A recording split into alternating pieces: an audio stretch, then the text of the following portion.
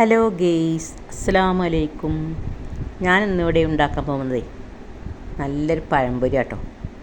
നല്ല കടിയിലൊക്കെ നമ്മൾ തട്ടുകടിയിലൊക്കെ കിട്ടുന്ന അതേപോലെ കേട്ടോ പൊരിച്ചിക്കണത്.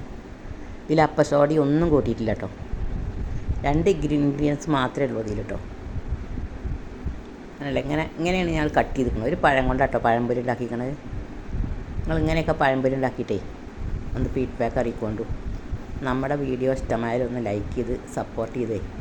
ആ കുഞ്ഞ് ബെല്ലൈക്കണൊക്കെ ഒന്ന് അടിച്ച് നമ്മളൊന്ന് സപ്പോർട്ടാക്കണേ. ഇതുവരെ സബ്സ്ക്രൈബ് ചെയ്യാത്തവരൊക്കെ ഒന്ന് സബ്സ്ക്രൈബ് ചെയ്യണം.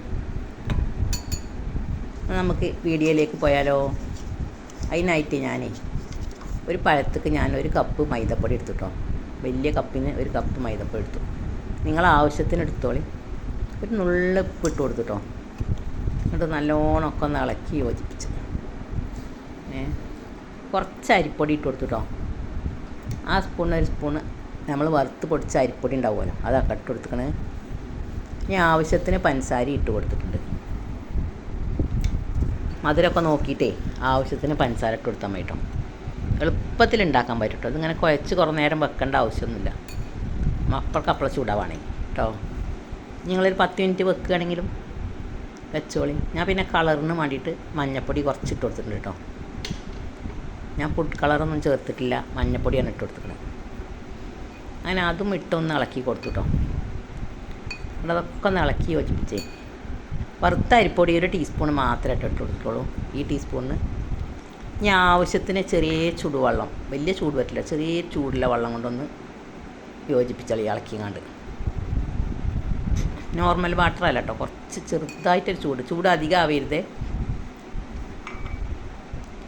ഇതൊക്കെ ഒന്ന് ഇളക്കിങ്ങാണ്ടേ കട്ടാളൊക്കെ ഒന്ന് ഉടച്ചിട്ട് നമുക്കതിക്കില്ല മാവ് റെഡിയാക്കി എടുക്കാം കേട്ടോ. ഇതിങ്ങനത്തെ ഇതെടുത്തിട്ടേ ഒരു വിസ്ക് എടുത്തിട്ടൊക്കെ ഒന്ന് കട്ടയൊക്കെ നല്ലോണം ഉടച്ചു വെക്കണം. കുറച്ചും കൂടി വെള്ളം ഒഴിച്ചാൽ കേട്ടോ ഇതിൽ. അതാണ് അതിൻ്റെ ഒരു ബാറ്റർ, പാകത്തെ ബാറ്റർ. ഒന്ന് മുങ്ങി ഒന്ന് വല്ലാതെ കട്ടി വേണ്ടേനും, എന്നൊരു പാകത്തെ കട്ടി കേട്ടോ. ഇതാണ് ഇപ്പം അതിൻ്റെ ഒരു പാകം. അപ്പോൾ നിങ്ങൾ മധുരം ഉണ്ടോ എന്ന് നോക്കിക്കോളി കേട്ടോ. മധുരം ഇല്ലെങ്കിൽ കുറച്ചുകൂടി പഞ്ചസാര ഇട്ട് കൊടുത്തോളി കേട്ടോ. നല്ലോണം മധുരം വേണ്ടവരാണെങ്കിൽ നല്ലോണം ഇട്ട് കൊടുത്തോളി. കുറച്ചുള്ളൂ വേണ്ട വെച്ചാൽ കുറച്ചിട്ട് കൊടുത്തോളി കേട്ടോ. ചിലർക്ക് അധികം മധുരം വേണ്ടിയില്ല. ഞാനിപ്പോൾ അത്യാവശ്യം മധുരമൊക്കെ ഇട്ടിട്ടുണ്ട് കേട്ടോ. പഴം നല്ലോണം പഴുത്തിട്ടില്ലെങ്കിലേ രസം ഉണ്ടാവില്ല കേട്ടോ. നല്ല പഴുത്ത പഴമാണ് കേട്ടോ. എത്ര മധുരം ഇട്ടും കാര്യമില്ല, പഴം പഴുത്തിട്ടില്ലെങ്കിൽ രസം ഉണ്ടാവില്ല. അതിനായിട്ട് ഞാനേ ഒരു പഴം എടുക്കുന്നുണ്ട് കേട്ടോ. വലിയൊരു പഴമാണ്. ഇതേ തന്നെ നമുക്കൊരു 5-6 പഴംപൊരിയൊക്കെ ഉണ്ടാക്കാം കേട്ടോ. അല്ലേ, നമുക്ക് പഴത്തിൻ്റെ തോലൊക്കെ കളഞ്ഞാണ്ടേ ഒന്ന് കട്ട് ചെയ്തെടുക്കാം കേട്ടോ. അങ്ങനെ ആ പഴത്തിൻ്റെ തോലൊക്കെ കളഞ്ഞ് നല്ലൊരു കത്തി എടുത്തിട്ടേ നമുക്ക് കട്ട് ചെയ്യാം.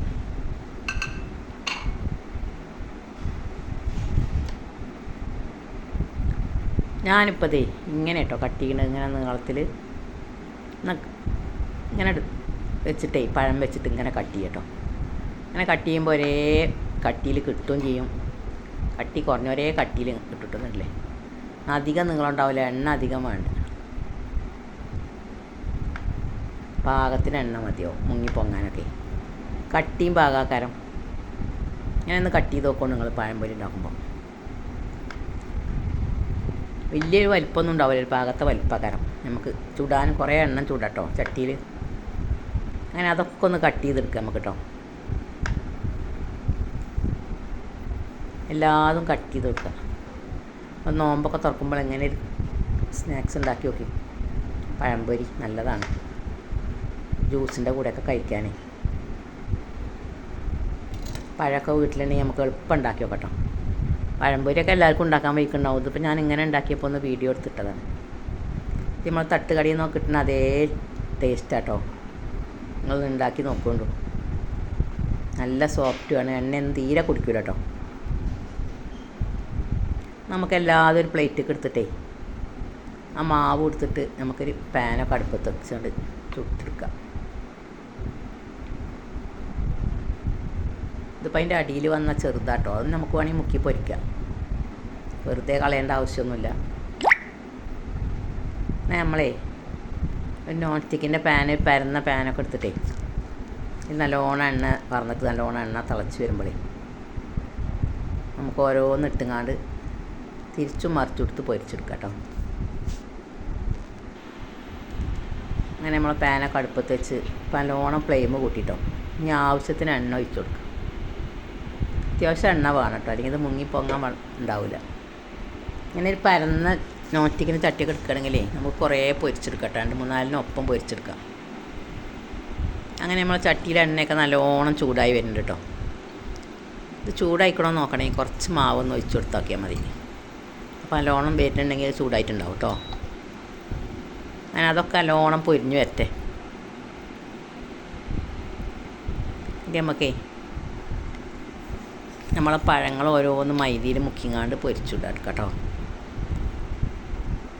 മൈദയിൽ നല്ലോണം മുക്കിയിട്ടേ എണ്ണയ്ക്ക് ഇട്ട് കൊടുത്താൽ മതി. അങ്ങനെ നമുക്ക് എല്ലാതും പൊരിച്ചെടുക്കാം കേട്ടോ. നല്ല സൂപ്പർ ടേസ്റ്റിലെ പഴംപൊരിയാണ്.